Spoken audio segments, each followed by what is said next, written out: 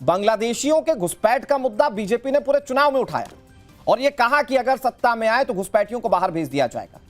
बांग्लादेश से रिएक्शन आना शुरू हो गया, तो यह इस बात को क्या प्रमाणित नहीं करता है कि बांग्लादेशी घुसपैठिए हैं और यह बांग्लादेश भी जानता है कि पश्चिम बंगाल के अंदर ये घुसपैठिए एग्जिस्ट करते हैं बड़े पैमाने पर।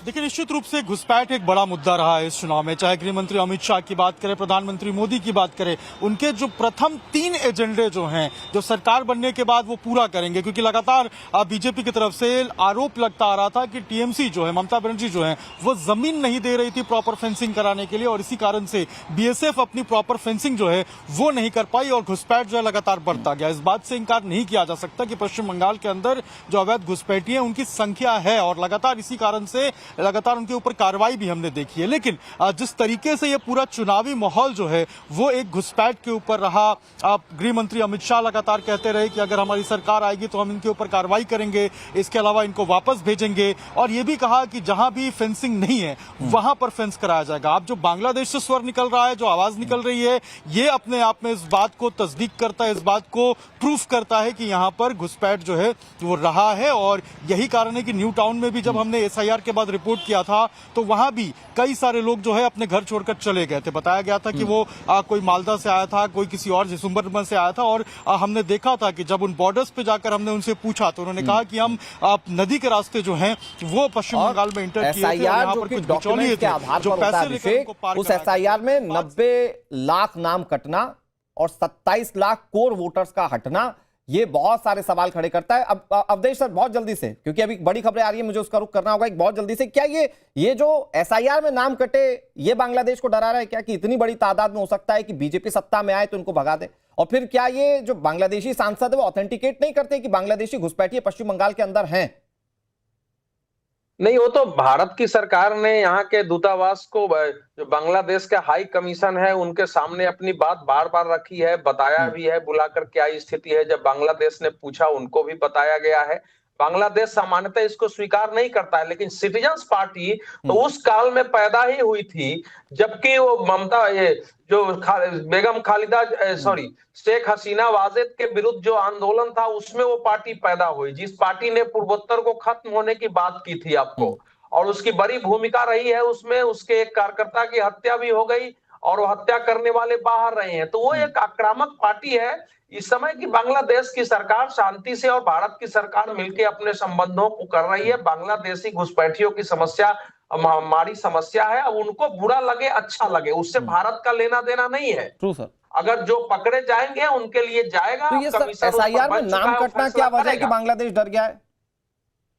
नहीं, इसको डरना नहीं कहते हैं। मालूम है उनको कि भैया, अरे वो सब क्या है कि ये जो सिटीजन्स पार्टी जो है ये जो है मिलिटेंट एलिमेंट की तरह है वहां। इस समय उनको वोट भी कम मिला है, उनका जमाते इस्लामी के साथ उनका गठबंधन भी, दोनों मिलकर चुनाव लड़े, ये भी बात हुई थी। तो ये सारी पार्टियां उठाती रही है, तो मान के चलते हैं ना कि नॉर्थ ईस्ट हमारा ही है, बंगाल का एक बड़ा पार्ट मुर्शिदाबाद, मालदा, उसके आगे दिनाजपुर, ये सब ग्रेटर बांग्लादेश का हमारा भाग है और वैसे वो नक्शा जारी करते रहे हैं।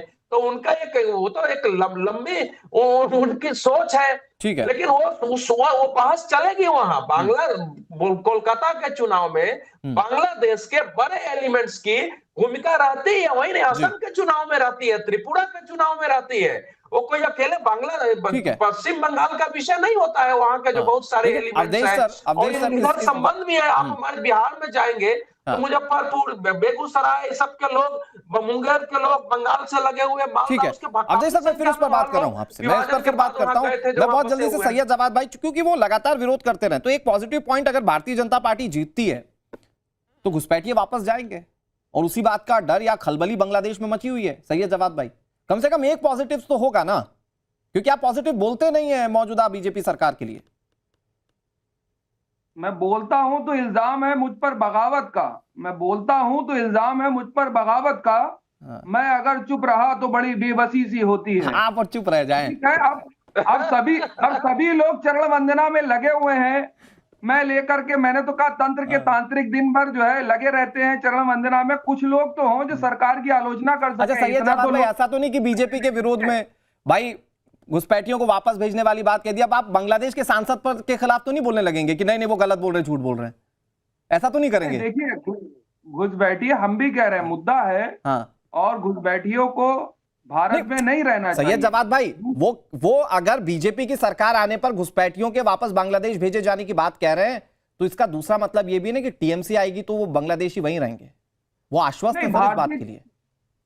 सुनिए, भारतीय जुमला पार्टी है, इनके जुमलों पे मत जाया करिए। भाई बांग्लादेश के सांसद ने बोला है, बांग्लादेश के सांसद ने बोला, बीजेपी के सांसद ने नहीं बोला है। अरे इसमें बीजेपी कहाँ है? तो बांग्लादेश का सांसद जो है खड़ा होकर अपने दिल्ली के अंदर चुनाव हुए तब ये बांग्लादेशी घुसपैठियों को निकाल रहे थे, कितने निकाले?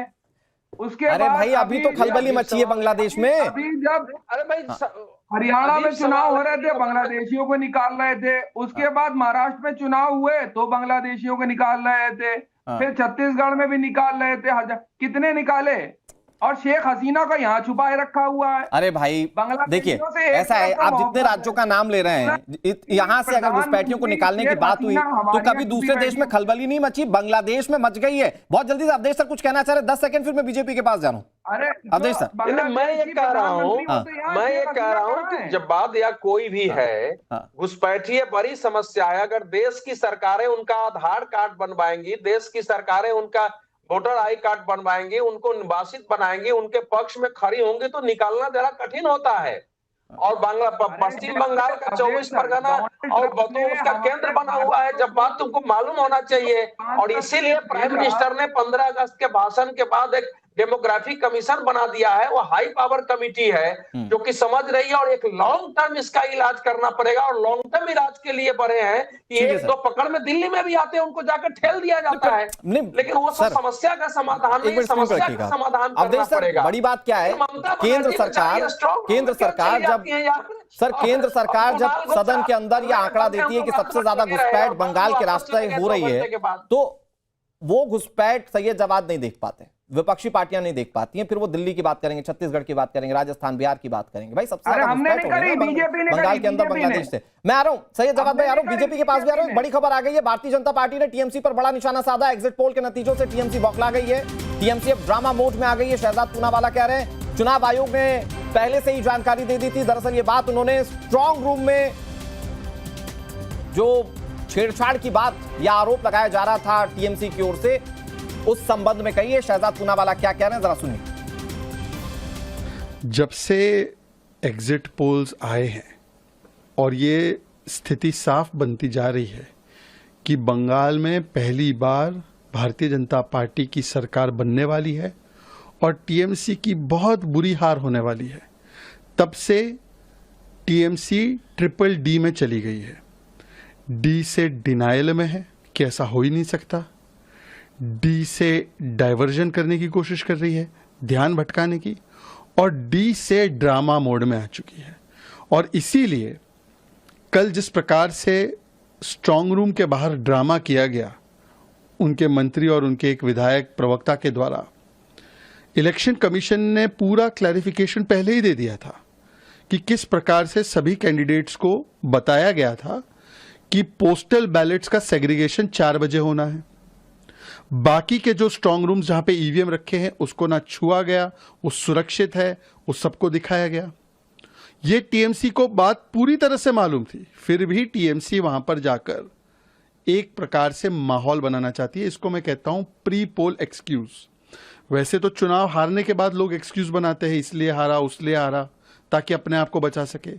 यहां पर क्योंकि उनको पता है कि चुनाव हार रहे हैं, तो प्री पोल एक्सक्यूज जैसे राहुल गांधी बनाते हैं वैसे बनाने की कोशिश है। अब 2 दिन पहले अभिषेक बैनर्जी ने ट्वीट करके कहा कि सेंट्रल फोर्सेस ने एक बुजुर्ग व्यक्ति को पीट पीट कर मार दिया। उसका पूरा वीडियो सामने आ चुका है कि वो व्यक्ति नेचुरल डेथ की वजह से वो मर गए, उसके ऊपर कुछ नहीं बोला। और इसी प्रकार के कई सारे हिट एंड रन एलिगेशंस वो लगाते रहेंगे, क्योंकि टीएमसी हड़बड़ाहट में है, घबराहट में है, तिलमिलाहट में है, और आने वाले दिनों की ये सुगबुगाहट है। शहजाद पूनावाला नए नए शब्दों के साथ, कुछ क्रिएटिव शब्दों के साथ निशाना साधते हैं विपक्षियों पर, और उन्होंने निशाना साधा। उन्होंने 3D और प्री पोल एक्सक्यूज जैसी बड़ी बातें कही, लेकिन कुणाल घोष ने कैसे चुनाव आयोग को निशाने पर लिया, जो कल धरने पर बैठ गए थे, आपको वो सुना देते हैं। And now what they done yesterday, So we apprehend anything may happen anytime. We are confident about our win. Mamata Banerjee is going to win the election with huge majority. But this monitoring is very much necessary. And ये अब देखिए fort बना दिया है, अभी पूरा fort बना दिया. लेकिन ऐसा है कि इलेक्शन कमीशन तो पूरा भाजपा के लिए कम कर रहा है. तो बाहर में फोर्ट है, लेकिन अंदर में इसी का जो पब्लिक है, जो आदमी है, वो तो भाजपा का तरफ ही कम करेंगे, भाजपा के लिए कम करेंगे. इसीलिए हम लोग थोड़ा बहुत ज्यादा मॉनिटरिंग, काल जो सीसीटीवी का काल जो स्क्रीन में मूवमेंट था, स्पेसिफिकली हम वो देखने आए थे, वो मूवमेंट किस जगह पे है.